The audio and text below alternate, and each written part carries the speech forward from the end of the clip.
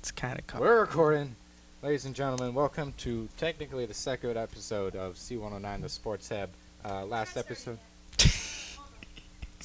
Jared, just say C109 the Sports Hub right, please. I'm begging you. C109, the Sports Hub. What did I say? Did I just mess C109 the Sports Hub. C109. the sports, I gotta talk. Just like boom, boom, boom. but we don't like bad sports. Damn, look at that viewership. Very down. What's our viewership at? Oh, average viewership Oh, of the yeah, NBA yeah. Finals. It's been hitting Or, 20. I was gonna say we can't go below 0. The most watched game was 1998 Game 6. Yeah, who The is least it? watched was 2007 Game 1. Nope, 2003 Game 2. RIP to 2003, which was Minutes a game. San Antonio, New Jersey Nets. Where's points per game?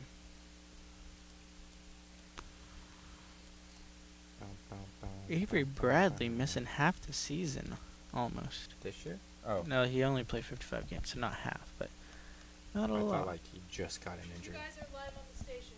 Oh, we're Oh, live? Yeah. Oh, okay. well, Alrighty then, ladies and gentlemen, or to no one in particular, welcome to C109, the Sports Hub. Did I say that right, Pat? yes, you did. Thank You said you. it right this there time. we go. Alright, last time me and Joe were the only hosts, but now we're joined by our very own Pat Fortuna. Yes. He'll be providing his opinion on things. To start us off, you know, there's been a lot of talk after these past NBA Finals about whether or not dynasties are good for the NBA. Dynasties such as the Warriors and the Cavs in these past 3 years. So I'm just going to throw out the question, do you guys think dynasties in the NBA are good for the NBA? Would you like to start this off, Pat? Yeah, I'll start it off. We see a lot of dynasties come and go throughout time, you know, and what really defines a dynasty is a powerful team. A team who is able to, you know, close out on championships and is able to win multiple of them. And so that's how we consider the Golden State Warriors and the Cleveland Cavaliers a dynasty. And I personally, I think that they aren't good for the NBA. I think that the NBA, at the end of the day, is a business. It's not, you know, of course, it's about basketball, but at the end of the day, they're a business, and they need to make money. They need to get ratings just as much as anything else.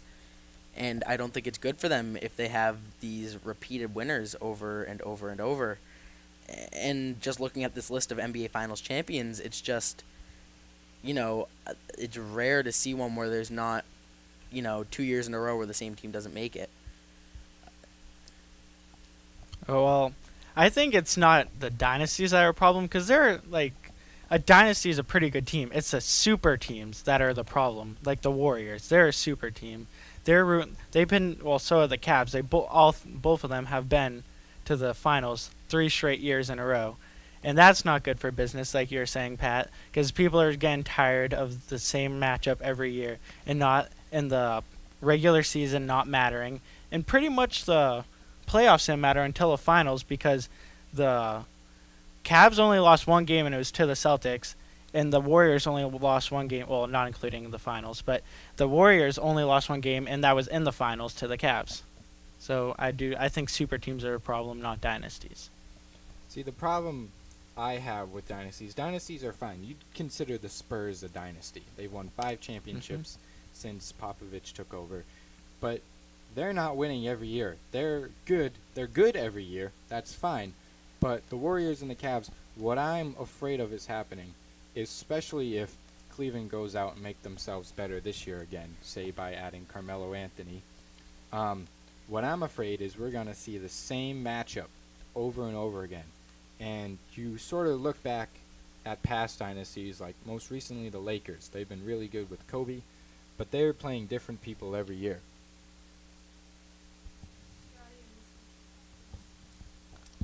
My audio needs Sorry, folks. live television. They're really good every year, but there weren't 2 teams that were just dominating every year. The last time really that happened was Lakers Celtics in the 80s. But even then, I'm looking at it right now. 1980, Lakers faced the 76ers. 81, Celtics faced the Rockets. Then it was Lakers 76ers, Lakers 76ers, Lakers Celtics. So it took a while for them to even face in the finals because both teams weren't making it every year. They weren't guaranteed like it is basically There this was year. a struggle. Like There the was other Rockets, the competition. Rockets had a good team back then. The 76ers, of course, with Dr. J and Moses Malone, they were good back then. So there were other threats. It wasn't a sure thing. KD signs with the Warriors. That's a sure thing. Say Carmelo Anthony joins LeBron James in Cleveland. That's probably a sure thing, unless the Celtics or someone else or the Heat does something outlandish like that. But right now, we're looking at another sure thing finals with the Warriors and Cavaliers, and that's bad to watch. It makes the regular season just, non-existent. Now, I think you're wrong there. I think that a lot of times we see these teams, these dynasties, they have their time. And, I mean, the past so many years, these teams, the past 3 years in a row have had their time. And I think that at some point, they're going to get tired. And a lot of people believe LeBron's career is based on pure athleticism, which I don't think is true. I think he has a lot of basketball IQ. And I think that as he ages, he only improves in that category. And I think that sure the Cavaliers still have their time, but I believe the Warriors are a purely athletic team. I don't think that. I think that there are a lot of isolation play. I think that their time is running short. But at the same time, you look at next year, assuming they keep Steph Curry, and they've all talked about, taking pay cuts to keep that team together. That team's not losing next year. 3 years down the road, sure, maybe things, fizzle out by then. But just looking at next year and probably even 2 years from now, that team is really good, and they're probably going to make the finals. And if they do, then everyone's like, well, we are expecting this. Yep. It's boring. Yeah, actually, most of their players are, except like Steph Curry and Kevin Durant, they're signed for at least the next. Well, they're definitely signing Steph Curry again. And Kevin Durant said he loves being on the Warriors. I mean, he won Finals MVP. Yeah. He's So not going. they're like they're starting five, or starting four anyway. Draymond, him, Klay Thompson. Yeah, they're set for another 2 years pretty much. Yeah, I'm looking at it too. Klay Thompson's locked in till 2019, Draymond Green till 2020. That core is not leaving, and that core is what makes the team really good. On Zaza Pachulia, they can sign any center and they'll fill his role again. But everyone else is, it doesn't matter. Their being on the team doesn't make the Warriors good. But those four, if they stick around, that team's going to be good for a while. And I'm looking here at the Cavaliers. LeBron James next season, not next season, 2 seasons from now is his last year on contract. But Kevin Love, Kyrie Irving, Tristan Thompson, and J.R. Smith are all locked in until 2020. So, what do you think about LeBron after 2018, 2019? There's been a small rumor that, and a fake Adrian Woj tweeted out that he was going to leave after that season and form a super team in L.A. That's crap. It's a small rumor, and maybe it's gaining some traction, but assuming LeBron James has at least a little bit of a spine, he's staying with the Cavaliers till he retires. If he does that, no spine whatsoever. I mean, and the same argument happened when he left The Cavaliers the first time. Yeah. Everybody was like, he's spineless. He's not going to succeed anywhere else. But look what he did. He went to the Heat and he won 3 championships With Dwayne Wade and Chris Bosh. But he was the dominant leader. He was of the big that three. guy. He was that guy. And also, they weren't like I'm gonna bring this up, the KD versus LeBron argument, which was kind of worse. KD's was way worse than LeBron joining the Heat. Oh yeah. Do you agree? Yeah, Easily. but I think that when we're talking about LeBron, he truly thinks that he is. I believe at least he truly thinks he is the best player in the league. Look, he is. Statistically, yes, but I feel like he thinks that no matter where he goes, he will be successful. And I think that he doesn't think so much as a team player as he does as an individual. Absolutely. He's so inconsistent. I mean, not inconsistent to say with teams, but because he's only ever been with 2, but, he leaves and he comes back and he leaves. I feel like he's going wherever he's going to get the most reaction. You look at his post-Game 5 interview, the press conference, I guess. It was me the whole way through. I scored a triple-double. I worked hard. I did everything that I could. I'm going to go out, maybe take a break from basketball. There was no we lost, this is a team loss. It was just I did everything I could. And my team He threw the rest of the team under the bus. Yeah. Absolutely. He's a LeBron James first player through and through. So, you do bring up that argument, and so I guess, yeah, it does make sense if at the end of whatever his contract runs up that maybe he's like, well, I'm not winning in Cleveland. I'm going to take my talents somewhere else again. So I guess when you put it like that way, yeah, it wouldn't surprise me because he's done it before. Who's to say he's not going to do it again? I think it's kind of the fact that he wants to win championships, and he wants to try to chase the legacy of Michael Jordan. The ghost. We talk about him. Yes. We talk about him going to LA. You mean the Lakers? Well, there was You just rumors said- about both of them. It just said L.A. Yeah, So, so it could be whichever- Clippers also. So, assuming he's talking about the Lakers, a team who are in a really tough position right now, they're in really bad shape. Assuming he goes to the Lakers, do you believe he could turn that team around on his own? I mean, he took the granted he was a much younger LeBron James, but he took the 2007 Cleveland Cavaliers to the finals. Yes. So, and that was, with no one. I can't even think of anyone on the team. So he could take any team and make them a good team. Whether or not, he'd have enough to win championships, again, considering the Warriors would still be in the West with them, that's up for debate, but he could make a bad team a good team, at least, minimally. The Cleveland Cavaliers roster in 2007. Oh yeah, you don't know any of those people. Daniel Gibson, their center was somebody from Yugoslavia, Lithuania. Ilgauskas. Yeah, Yeah. Ilgauskas. Yeah, they that's the retired. guy. The Cavs retired his jersey number for some reason a couple years ago. It was a completely unknown team, and just the fact that he brought them to the finals. Granted, they did get swept, but I mean, Was it a sweep? yeah, it was a 4-0 series. Yeah.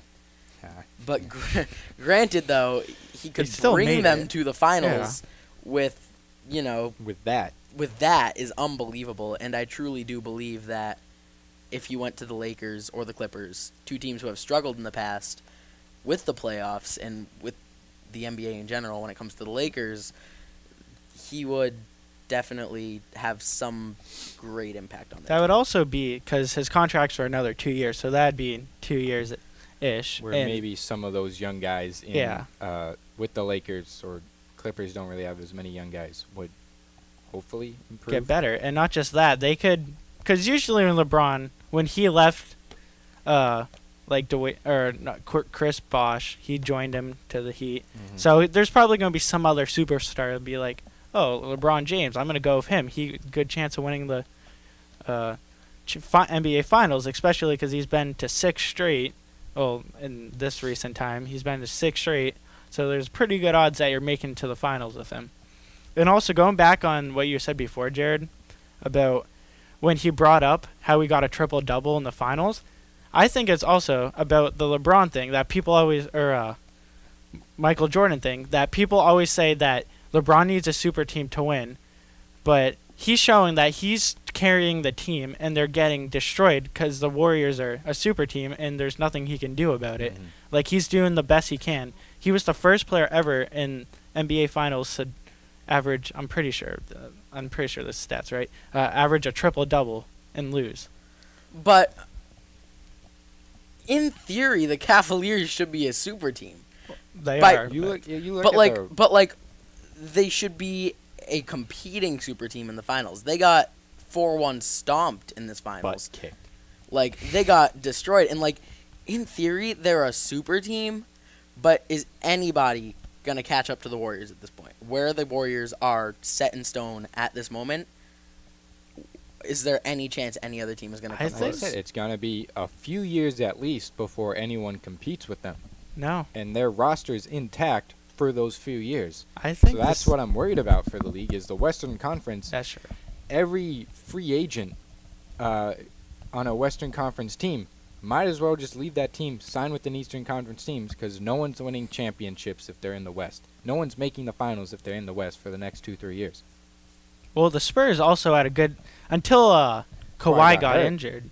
They were actually pretty close, like playing up to the Warriors' expectations.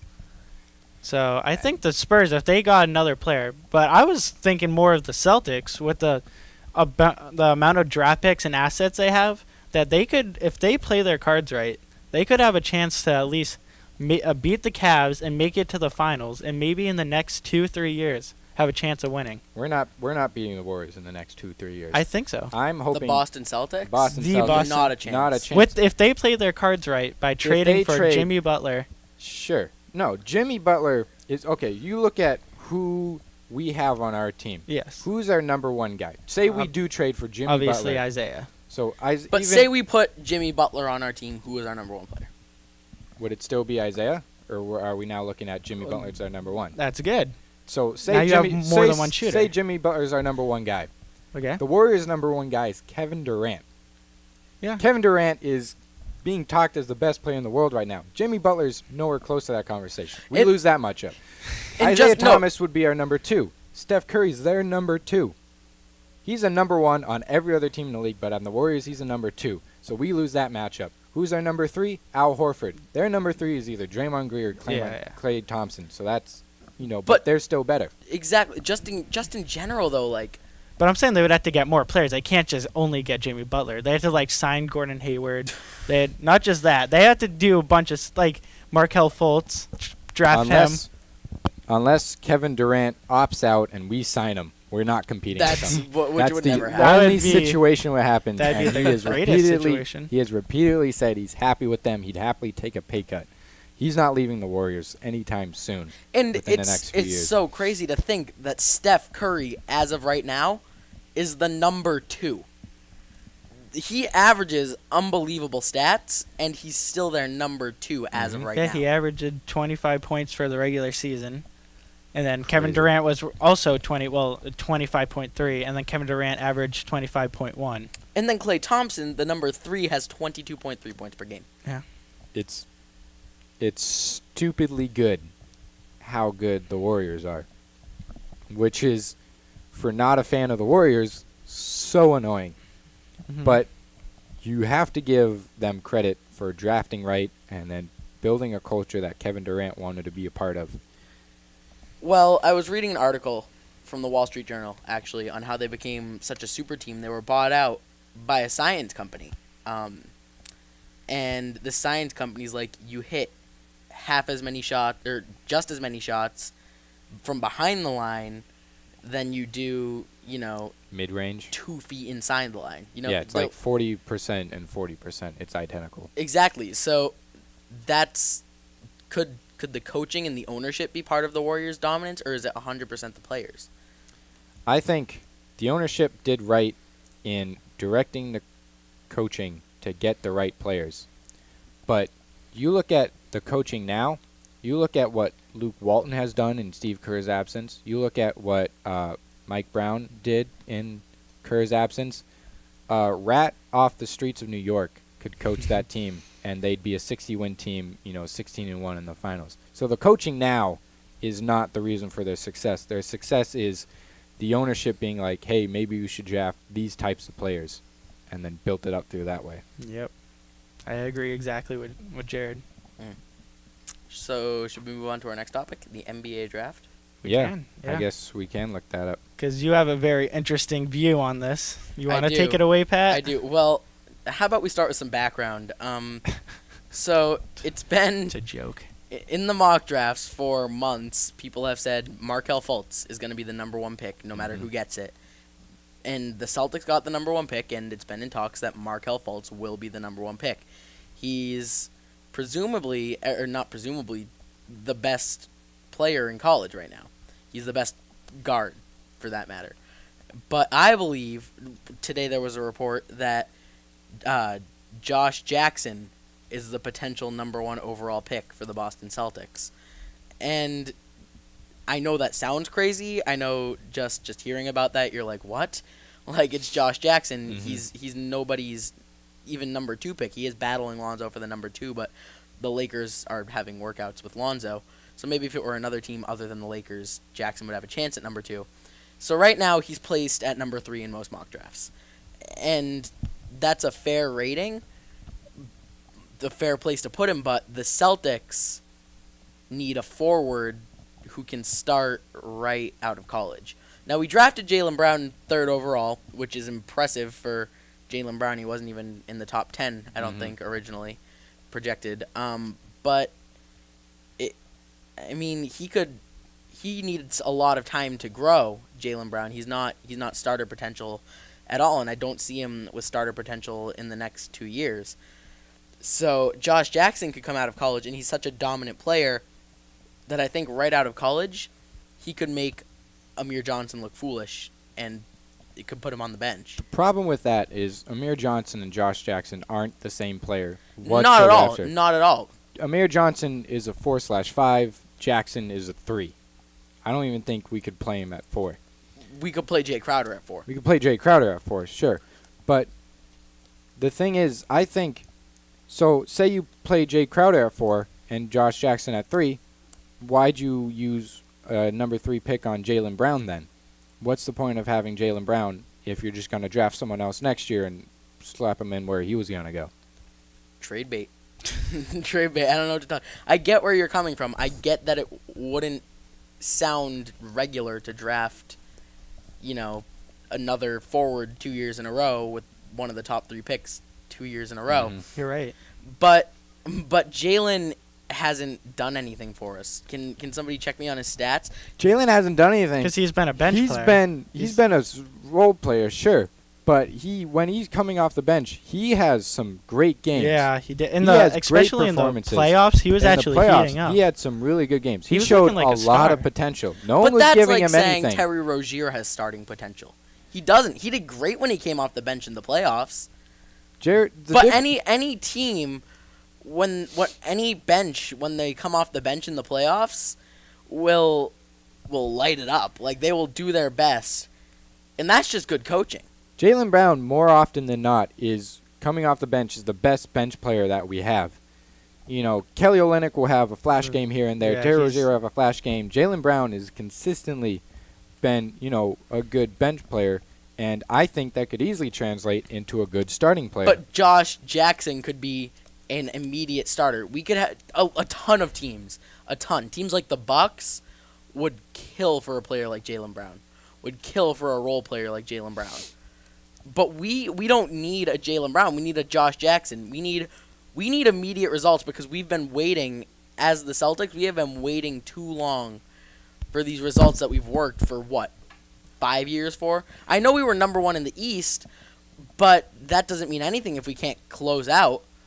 I have a question for you, Pat. Because you were just saying, first you're saying we need, results right now, but you're just saying we can't compete to the Warriors.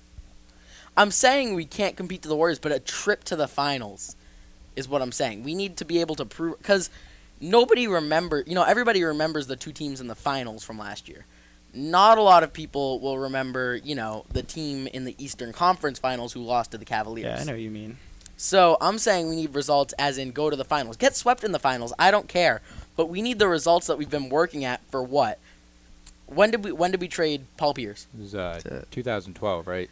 2012. Around that, I think. Rebuilds happen, but they shouldn't take 5 years.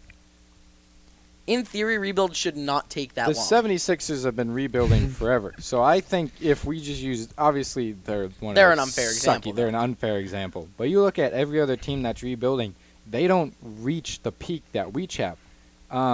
You look at the Bucks, for example. They sort of sucked, and now they're sort of rebuilding. You look at the team they have. They're not making the finals. We have the opportunity to, I think, make the finals now. But at the same time, you look at Isaiah Thomas. Really great this year. Phenomenal player. Personally, I think we should keep him around. He wants to take a pay cut. But people have been saying we should trade him because, he's not going to be this good for this long. Mm-hmm. And you look at who else we have at point guard. Yes, we have 4 point guards on the roster, and we have 3-point guard. Marcus Smart, Smart, Rozier, Thomas. Bradley. Bradley's a shooting guard. Yeah. But you look at those Okay. there. Rozier doesn't have that high ceiling that Fultz has. Smart, I think he's starting to peter off a bit. So we need that point guard. James Young. James Young is also a shooting guard. Gotcha. So you look at Markelle Fultz and what he can provide. He can also play the 2. Isaiah Thomas can't play the 2. He's just simply doesn't have the right stature. But you look at Markelle Fultz, he can play the 2 alongside Isaiah Thomas and, for a lot of minutes. And I think he's just, when you have the number 1 overall pick, you draft the best player in the draft. Mhm. The best player in the draft is Markelle Fultz. That is true, but he's Mhm. the best guard in the draft, and we are strong in the guard spot. He's also the best player in the He's the draft. best player in the draft. But Markelle Fultz is going to be a starter. He's going to be a starter out of the draft. Who is he going to start over for the Boston Celtics? I would not mind Avery Bradley coming off the bench. I wouldn't either, but in that Especially- case, do we get a blockbuster trade for Avery Bradley? We're going to have to do Potentially, something people have because been his saying contract's package- coming up. People have been saying package Bradley and Crowder and Smart and ship them off for Butler or whatever. But we have picks, too, that we can trade from the Nets. Slide in there. Yeah. We have Demetrius Jackson too, by the way. Oh, yeah. He rotates between the Red Claws and the Celtics. Someone must want him. But, I mean, I would not mind having Josh Jackson at the team. Just the thing is, it'd be dumb of Danny Ainge to look at what everyone is calling the number 3 prospect and spending the first overall pick on him. But Danny Ainge does stupid stuff all the time. That's wasting. He picked Jaylen Brown 3rd overall. You and can't he's say that. worked out. You can't say that's dumb. He's worked out. He's a good player for us. So far, yeah. But we needed a play. Like, we could have had who? We could have had, I don't know, Chris Dunn, Buddy Hield, and we picked Jaylen Brown. Buddy Hield, he's good because he's on the Kings, and they don't have anyone else, so he Exactly. gets a lot of minutes, and you'll get points from that. Jaylen Brown, yes, he only has 6.6 points per game right now, but that's just because we're waiting him out. We're getting him good before we force him into that starting role. Can he handle the starting role though? Because he Yes. But- Well, we can't argue that after 1 year. He's I been think coming so. he's been coming off the bench and doing well, but He's started games before, I believe. he has started games. He has. He yeah. started. I was towards the thinking end- more of playoffs. towards the end of the regular season. He started. Yeah. He started games. 20 games this year. He started 20 games, but A didn't play any fourth more of the minutes than he schedule. typically would. Yeah. Just because he started it didn't mean he played any more minutes. Fair enough. Fine. Whatever. You're just mad because I'm putting in a good argument for Josh Jackson, which shouldn't happen. No, but like I said, Josh Jackson, I'd be, great. We have another Except forward it's the that, first-round pick. sure, trade off Jaylen Brown if we have him. But I'm saying, why waste the number 1 overall pick asset when you could trade down, still get Josh Jackson, and then get someone else in there? It might as well, or another pick later down the road. Who knows? Well, what pick would you be considered? Like, what would you consider a trade for the Celtics first round? Because I'm pretty sure they're definitely drafting someone, and they're not going to make a trade. I think they should make a trade I really want them to draft if someone. it's not for a player. I would not trade the number 1 pick. I think that we're growing a young team. A lot of our team is not necessarily super young, but they're Mhm. all still developing players, and I don't think it would be smart to trade for a player who's already developed, who's already reached their potential. I think that we're a team who's developing, and we need to develop together. We can't have somebody. We have players like Isaiah Thomas who are there to lead the team, but we can't have a developing team after already having been in a rebuild for the past 5 years. Mhm. So, on Sports Illustrated, there's a mock draft that's saying Josh Jackson is going 4th. So, to be safe in making sure that we're trading down and getting the guy we want, the 76ers have the 3rd pick. They would probably want Markelle Fultz. So, trade down to him. I'm not sure what else we could get with it, but at least we're not using a number 1 overall pick on a number 3 prospect. Hoopsrumors.com says Josh Jackson will be picked first overall. I'm just throwing that out there. And, I mean, the Celtics have said that they are considering Josh Jackson. They've said it, yeah. They're considering it, but for the past 3 months, they've been considering Markel Fultz. I understand that, but now maybe they've watched tapes. They've seen these players. They uncovered some old tapes in the back of Not- Josh Jackson playing Not in that they've college. uncovered some old tapes, but that like Blew the dust off and went, hey, look at this kid. They knew he was there. they knew he Yeah. was there, but I don't think that they realized how important he could be to the team because everybody's like, oh, Markel Fultz. Everything else gets buried under his cloud of, oh, I'm Markel Fultz. I don't think Markel Fultz fits our play style. I don't think that he fits our team dynamic whatsoever. He's one of those, independent players. Josh Jackson is a team player, and that's what the Celtics are. We're very, assist based, if that makes any sense. There's a lot of, assists, Pass rebounds. first. We pass first. We're a pass first team. Well, on Bleacher Report, I just looked up the report about Josh Jackson, excuse me, with the Celtics, seeing if they want him. So they are saying that the Celtics are strongly considering him, but they're also strongly considering Markel Fultz. Obviously, they said they like him a lot. They're not saying it's for sure #1 pick, like everyone's acting like it. But I don't think it would be a good. You have a strong argument there. Amir Johnson, he's definitely not a top 5 player. Amir Johnson, I think it's unbelievable that we continue to start him. And the fact that I'm amazed we paid him $12 million to be on this roster. And the fact that at some point in the playoffs they were like, yeah, he's bad. We're playing Gerald Green before him. That was a real, that was a real kick in the ass for us. But this is the education channel. Sorry. Where's I our think 7 that's second fine. delay? Buffy's not even, our producer Buffy isn't even paying attention. But now that you mentioned it, so what not to put words in the mouth, but so do you think Jaylen Brown can be a starter? In a couple years, can Jaylen Brown be the starter? Absolutely, but not with the Celtics. Not with the Celtics. You don't think he has what it takes. So in a couple years, if we see Markel Fultz, Avery Bradley, Jaylen Brown, Al Horford, say we sign Blake Griffin this offseason, we can offer 1 max contract. Say we sign Blake Griffin, Al Horford, or would you rather see maybe Isaiah Thomas is still around with us? Could be Marcus Smart, Avery Bradley, Josh Jackson.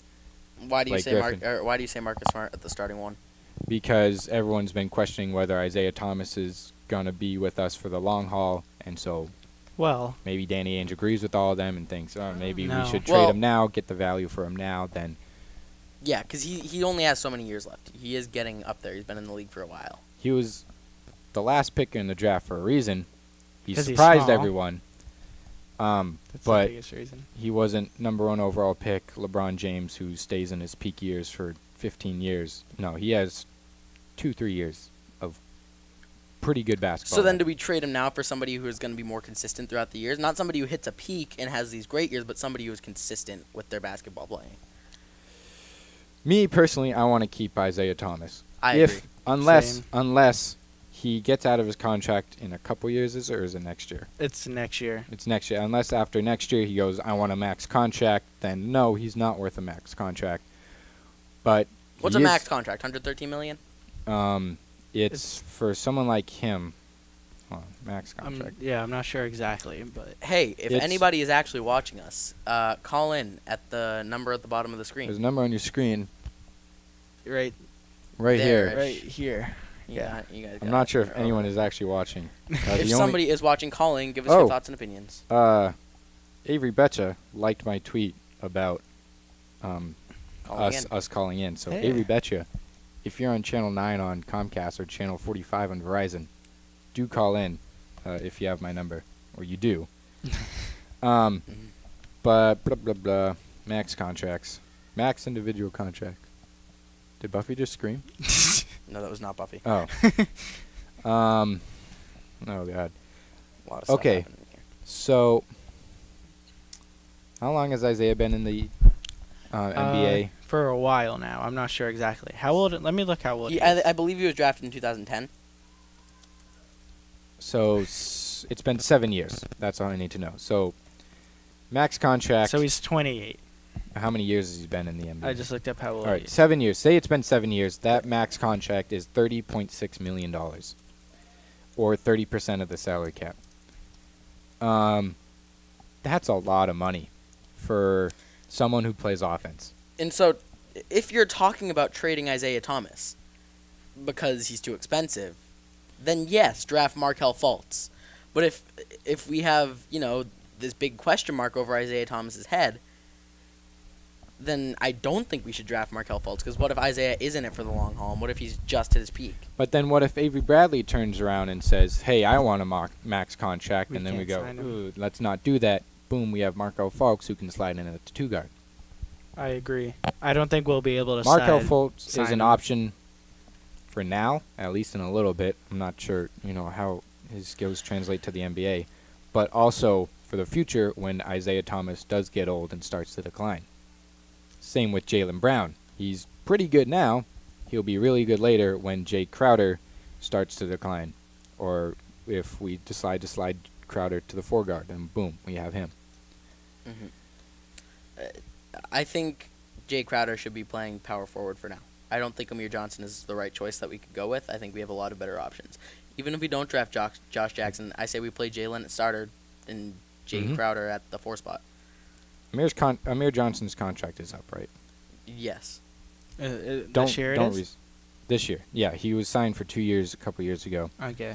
So 2 years ago, I'm guessing. he's up. I say we don't resign. Don't Amir resign him. Johnson. Unless he's like, hey, I'll play for $3 million. Then yeah, if he's cheap, why not? Absolutely. But we paid him $12 million for the past few years, and that's ridiculous for what he's given us.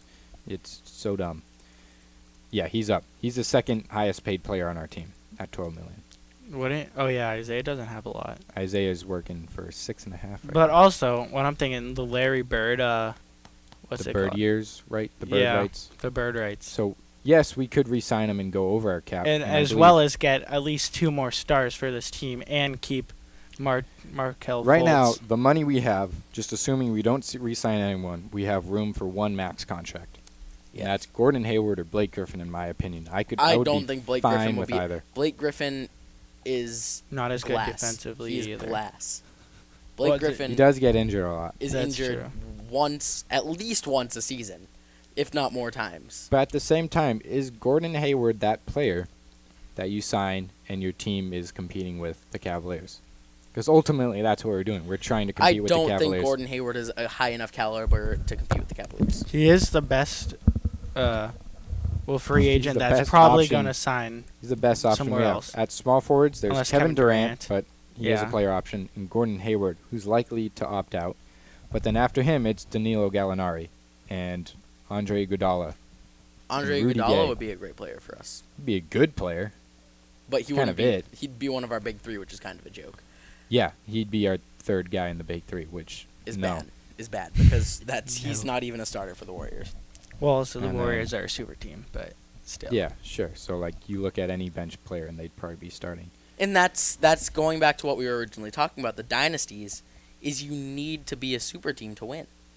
Yeah. You need to, and there's no way In this day and age, there's no way 30 teams can be a super team. And what we were talking about earlier before we were on the air was like, there's sports where it's random and where, the results are random because either it's a 1-game series or there are no super teams. Like the NFL, everything's so scattered, all or the just stats the are so gameplay itself allows variability for lucky goals, or in the NHL was considered the sport most susceptible to luck and variability, but the NBA was the sport that was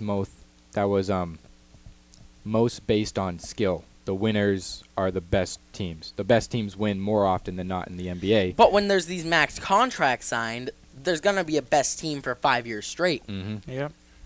And everyone's talking about how the NBA is getting a much bigger salary cap, and this is great, signing all these TV deals, $100 million for everyone. But then it just turned the free agency into a joke. Everyone can offer a max contract to anyone. there are some limitations, whereas, right now the Jazz can offer more money for more years based on, just because they've had Gordon Hayward longer. But, Looks everyone else, like we're getting a our caller producer here. is giving us a call. Should I plug her in? Yeah, let's plug her sure. in. See what our producer's got to say. Hold on. Buffy, you're on the air. Hello. Hello, Buffy. Producer. Hi. I wanted to just say, what is your solution to this super team problem? You keep talking about it, but you don't have any solution to it. What do you guys think the NBA should put in place to kind of limit the amount of super teams that are produced? That's all I have to say. All right. So the question is, what is the NBA's solution to the Buffy super team out. problem? There is no solution. There- The Warriors. There is a solution. The Warriors built their team fair and square. The only solution is try to make a super team yourself, because there's no way you dismantle them. They're locked in, in their contracts fairly and squarely for the eternity of time. The only way to beat the Warriors is to then make a better team than the Warriors. And to make a better team, you have to make your own super team. And there's no other Steph Curry out there. Mm-hmm. There's only one Steph Curry. There's only one Kevin Durant. And it's just not possible to make another team of their strength. You can't make another Warriors because all those players are on the Warriors. And obviously, what you're saying. And honestly, every great player wants to be on a winning team, and that's why Kevin Durant would sign with the Warriors. Terrible move, or snake move, I should say. A snake move, but playing for the winner is what everybody wants to Legal. do in the NBA. He had every right to do that. And it's legal, but it's not fair to the other teams in the NBA. He was a franchise player. Not fair to the other teams in the NBA. It was. Those are grown men getting paid millions of dollars. But he was a franchise player. He was what I would consider a franchise player for the Yes. Oklahoma City Thunder. Yes. He's And a he top player, left yes. them because he's like, oh, more money and where the winning is. There wasn't more money. No, he took the less money, actually. The Thunder were offering him either There was exactly less money and a winning team. And you're never going to build another super team if every player flocks to the already good team. That's okay. That's the silver lining in everyone being able to offer max contracts with this new salary cap is now free agency isn't about money. If one team wanted to sign, if Kevin Durant's free agency happened 5 years ago when everyone was still $60 million was sort of it, then the Thunder would be able to offer him more money because of bird years, and everyone would just sort of have to work him into what they already had. And so no one could offer him max money because no one had that sort of space. But now in today's NBA, in today's free agency, the Warriors offered him a max, Thunder offered him a max. They might have been able to offer him more because they've had him longer. And the Celtics offered a max. I'm sure 5 other teams did.